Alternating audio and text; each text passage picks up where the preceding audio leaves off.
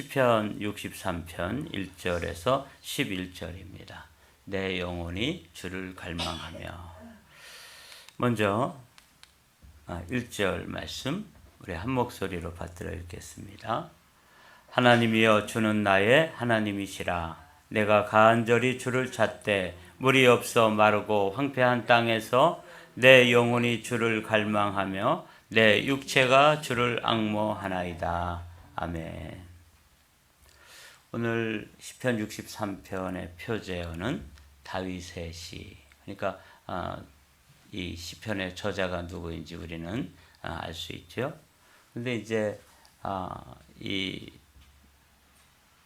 어떤 상황에서 이 시를 기록했는지를 알려주는 정보가 유다 광야에 있을 때, 이게 이제 오늘 시편의 말씀이에요. 유다 광야에 있을 때, 그래서 이제 광야라는 게 참 여기 1절에 보면 물이 없어 마르고 황폐한 땅에서, 이게 이제 이 광야라고 하는 곳을 보여주는 그런 단어죠. 광야라고 하는 곳은 없는 거예요. 물도 없고 또 양식도 없고, 그리고 거기에는 어떤 안식도 없는 것이죠. 그런데 이 다윗은 이 광야에서 사람들이 없는 것을 거기서 공급받고 또 거기서 하나님 평안을 누리는, 그게 이제 시편 63편입니다. 그래서 오늘은 이 광야라고 하는 이 단어를 좀 찾아봤습니다. 여러분 앞에 보시면 이 광야라고 하는 것은 히브리어로 미드바르라고 되어 있어요. 이게 이제 광야라는 뜻입니다. 그런데 이 미드바르라고 하는 말은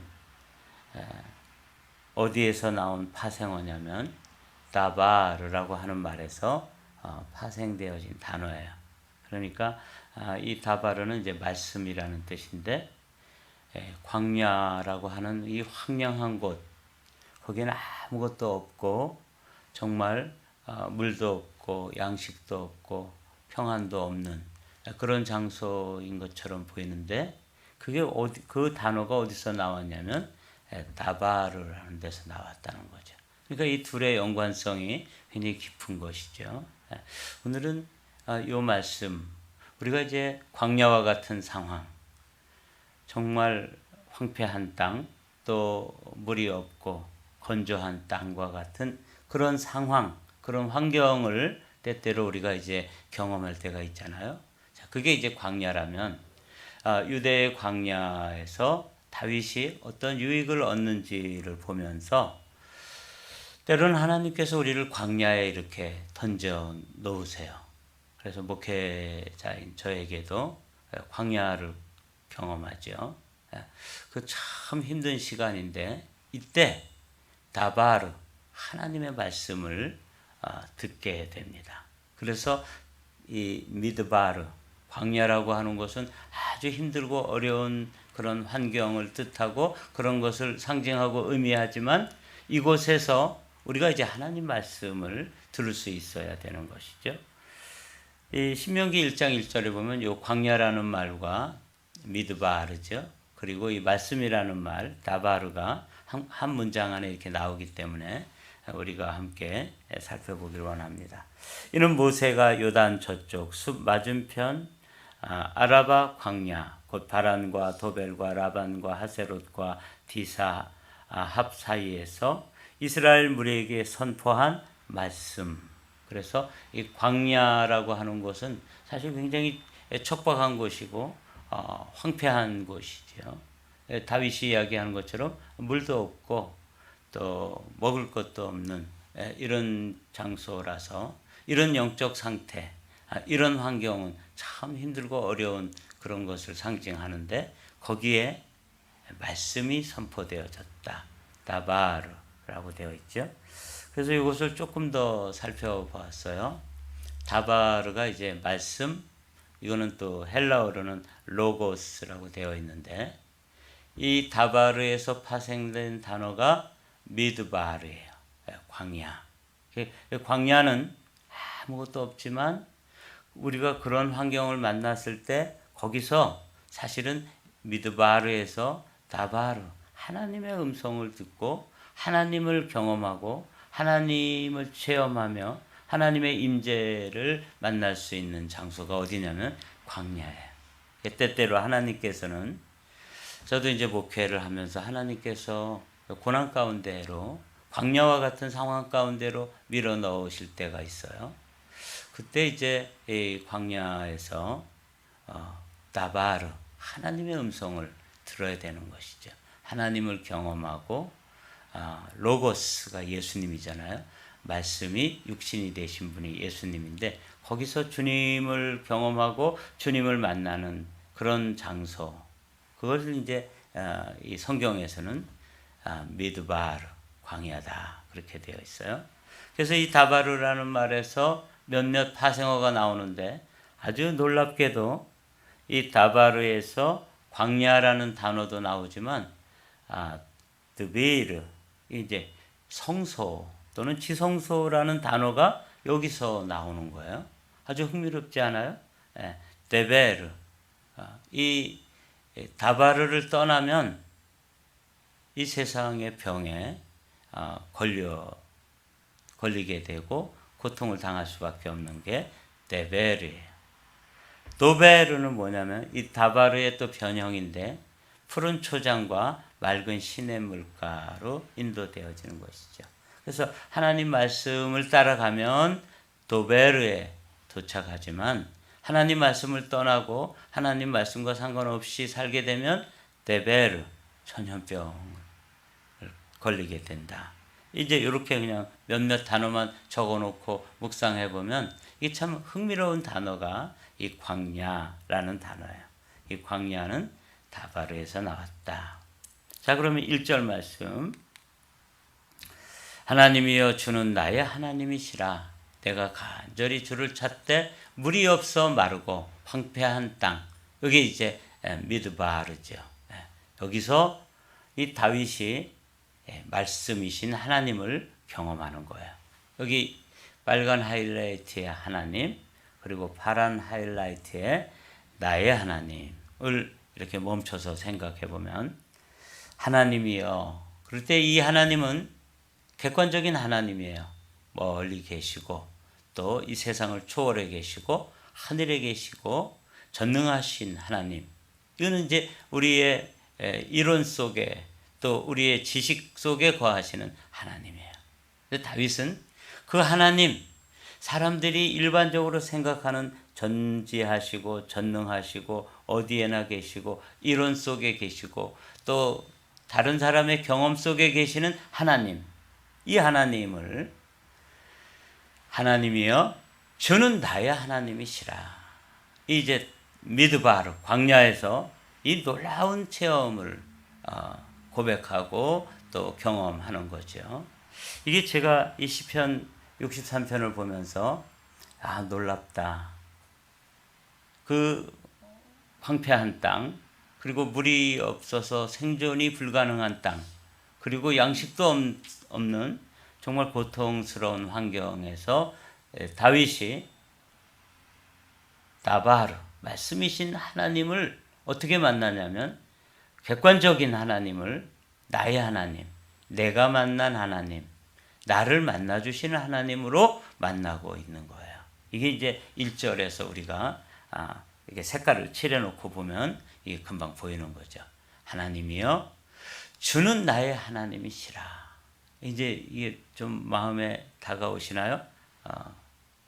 이론에 있어서 객관적인 하나님이 나의 주관적인 하나님, 내가 만나고 있는 하나님, 나를 또 만나주시고 계시는 하나님, 그 하나님으로 지금 만나면서 다윗은 그 광야, 황폐하고 메마르고 물도 없고 양식도 없고 정말 생존하기가 힘든 그 광야에서 하나님을 갈망합니다.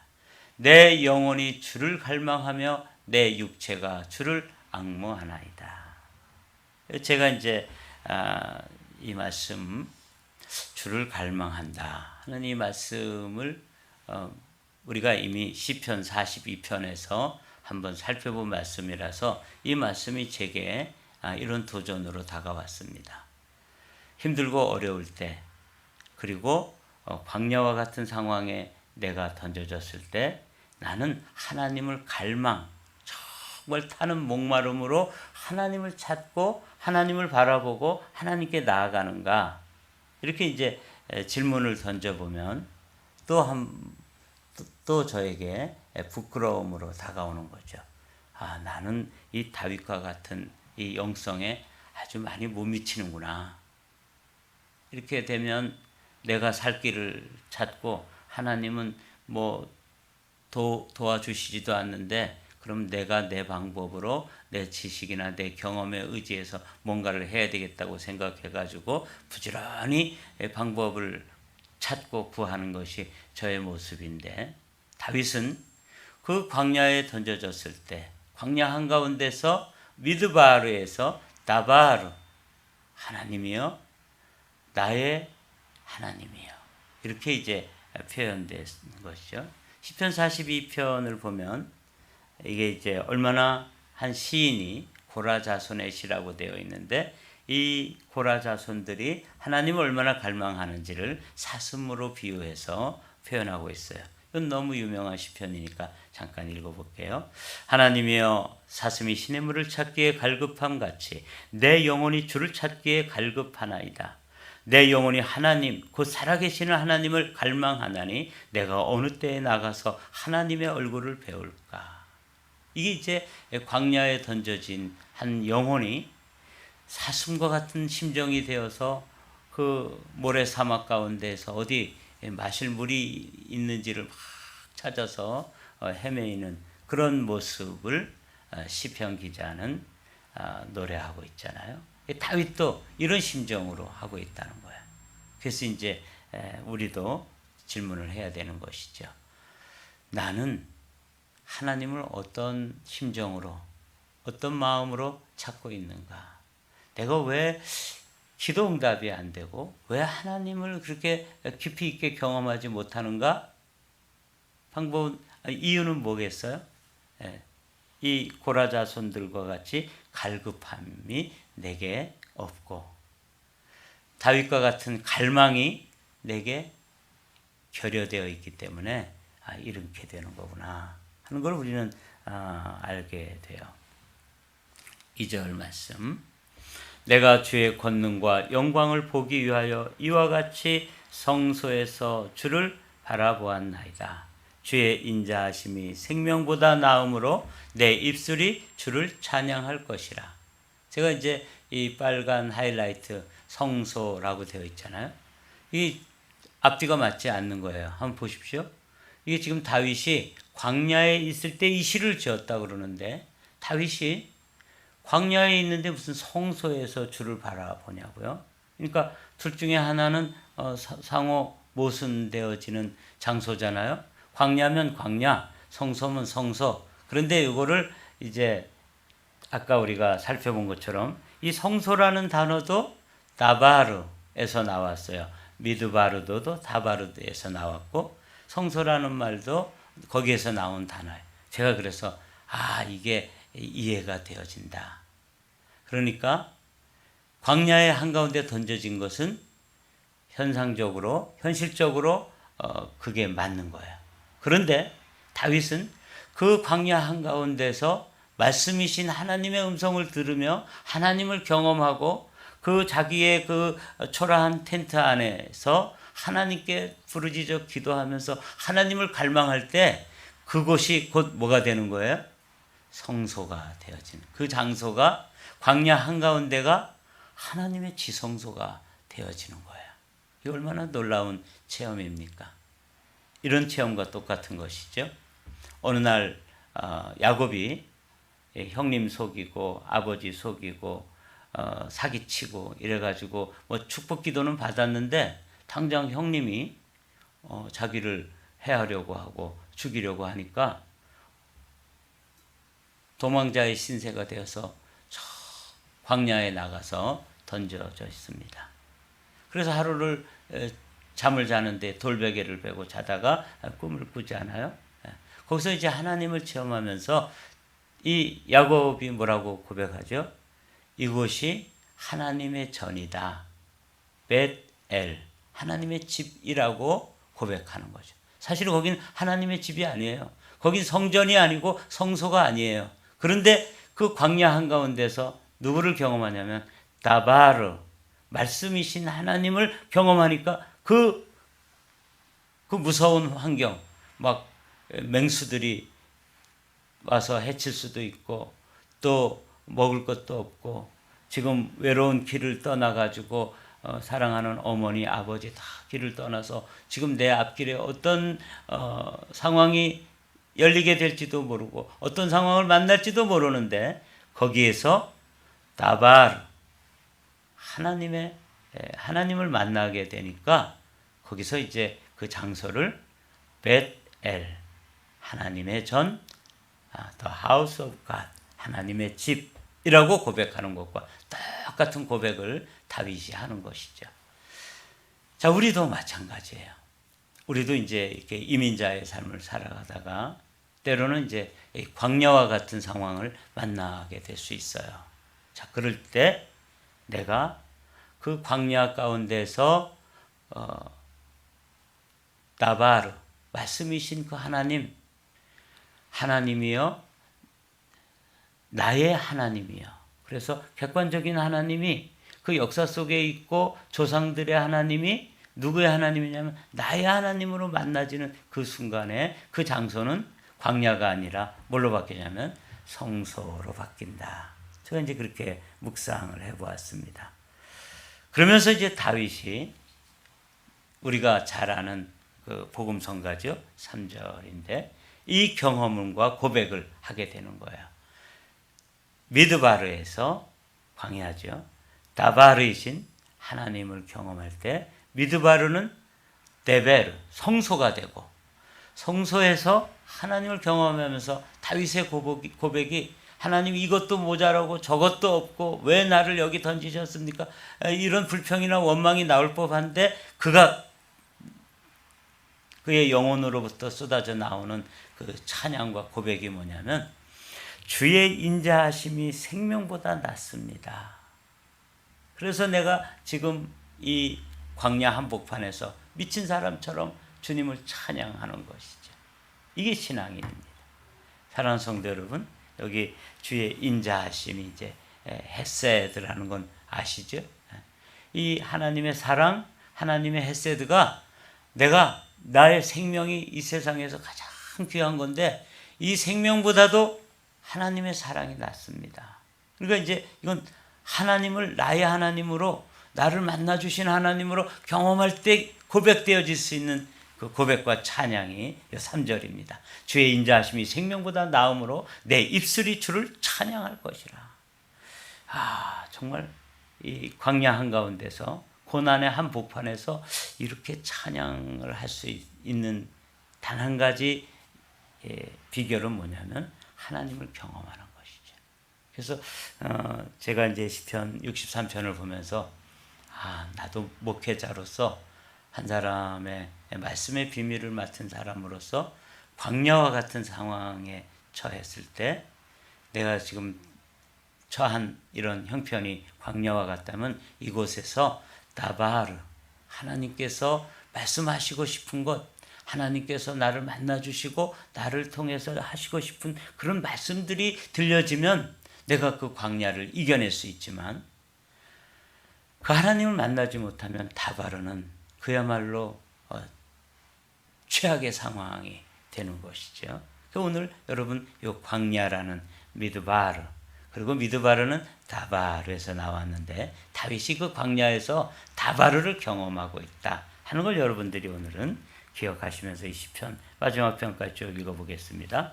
이러므로 나의 평생에 주를 송축하며 주의 이름으로 말미암아 나의 손을 들리이다. 골수와 기름진 것을 먹음과 같이 나의 영혼이 만족할 것이라. 나의 입이 기쁜 입술로 주를 찬송하되. 이 완전히 제정신이 아닌 거죠. 이게 진짜 믿음 가운데서 하나님을 경험할 때 환경까지도 넘어서는 이런 경험을 다윗이 하고 있는데, 이런 경험을 모르는 사람들이 볼 때는 이건 이제 제정신이 아닌 거예요. 보십시오. 그 광야라고 하는 건 먹을 것도 없고 마실 것도 없는 것인데, 거기에서 골수와 기름진 것을 먹음과 같이, 이거는 어디서 먹는 거냐면 다윗이 왕궁에서 먹던 거예요. 그 궁중 음식을 먹을 때 그 골수, 그 뼈에 아주 가장 기름진 부분들, 그 아주 산의 진미, 그걸 그냥 이렇게 누리던, 그것과는 비교될 수도 없는 것처럼 자신의 영혼이 만족해하는 거예요.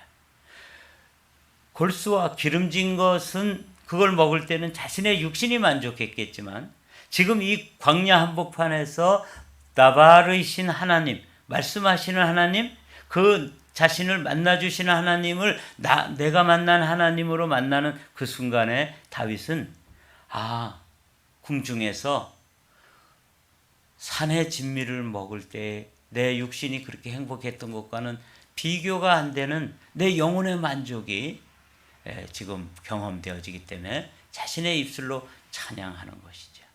그러니까 다윗의 주변에서 다윗과 같은 경험의 세계를 맛보지 못한 사람들이 보면 다윗이 조금 실성했구나, 그럴 만큼의 경험을 하는 거예요. 이걸 이제 하나님의 경험, 절대자를 경험할 때의 경험입니다.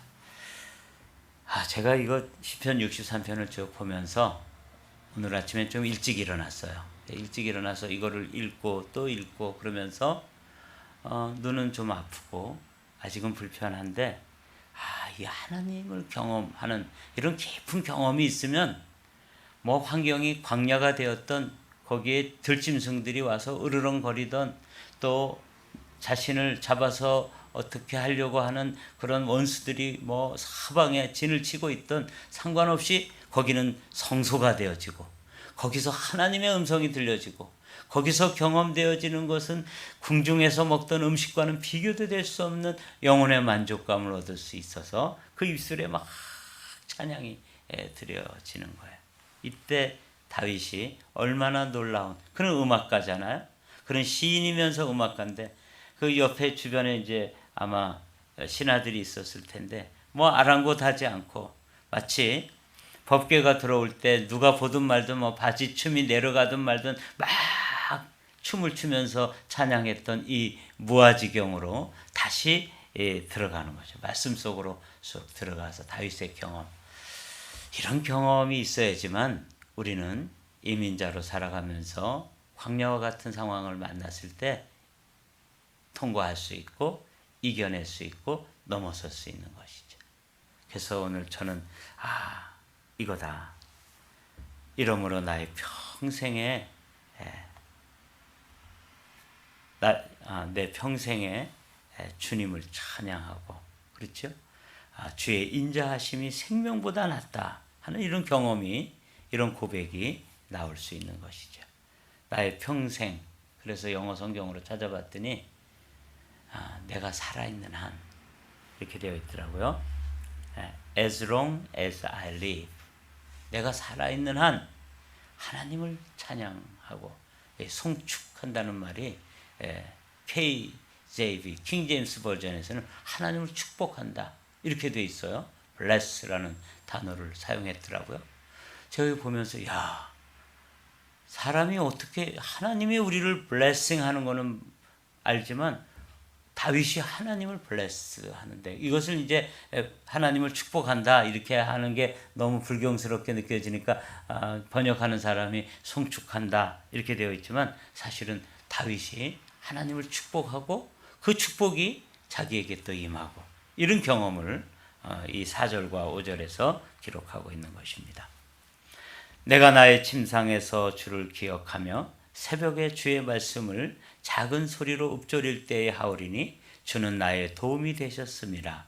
내가 주의 날개 그늘에서 즐겁게 부르리이다. 그러니까 다윗은 사실 지금 어디에 있어요? 광야에 있고, 지금 어디에 있어요? 캄캄한 밤에 침상에 있는 거예요. 철야를 하고 있는 거죠. 그러면서 하나님 체험을 하고 있는 거야. 거기가 성소로 변하는 그런 경험, 그리고 거기에서 마치 궁중에서 맛있는 음식, 기름진 음식을 먹는 것과는 비교될 수도 없는 영혼의 만족감을 느끼면서 막 이 속으로부터 찬양이 일어나는 것이죠. 그래서 침상에서 주를 기억하며 새벽에 주의 말씀을 작은 소리로 읊조릴 때 이렇게 찬양하겠다. 이럴 때 새벽. 그러니까 밤새워서 그 광야의 이슬을 맞으면서 거기에서 기도했던 다윗의 모습을 보게 되는. 그렇게 기도했을 때 하나님으로부터 그에게 도움이 찾아오는 것이죠. 주는 나의 도움이 되셨습니다. 내가 주의 날개 그늘에서 즐겁게 부르리이다. 그러니까 하나님의 그 크신 날개가 다윗을 이렇게 덮어준 거죠. 이게 이제 광야에서 아무것도 덮을 곳이 없는데 주님의 날개로 덮어주시고 잘 수가 없는 곳인데 거기서 새벽 이슬을 맞으면서 밤 이슬을 맞으면서 마치 겟세마네 동산에서 주님이 기도했던 것처럼 다윗도 밤새워 기도하면서 하나님과 깊이 경험하는 것이죠. 제가 저 시골에서 포천에서 목회할 때 거기 이제 은성 수도원이라는 수도원이 있어요. 그 은성 수도원에 이제 제가 가끔씩 기도하러 갔어요. 그건 좀 기도원하고는 좀 달라요. 개신교 수도원인데, 근데 거기에서 엄두선 목사님이 지금 아마 소천하셨겠죠. 그리고 이제 그 수도원은 어느 신학교에 이렇게 기증을 했다고 들었는데, 그 은성 수도원의 골짜기에 가보면 정말 이렇게 그 목사님이 돌멩이를 가지고 이렇게 하나씩 얹어가지고 기도구를 하나씩 만들어 놓은 데가 있어요.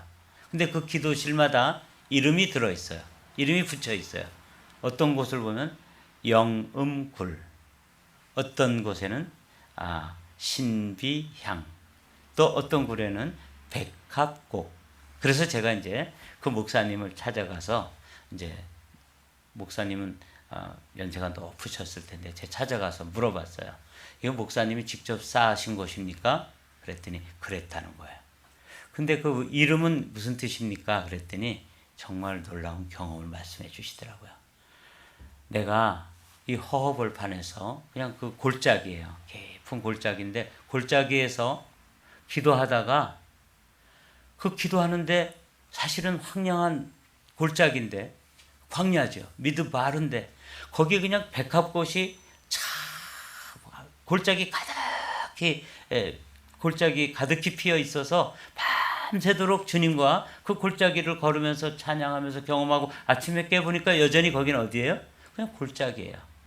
그래서 거기다가 그 기도했던 자리에다가 그 기도실을 만들어 놓고 백합곡 이렇게 지어놓은 거예요. 신비향이라는 거는 그냥 기도를 하는데 이 광야에서 말이죠. 미드바르에서 막 그냥 향기가 진동하는 거예요. 골짜기 전체에.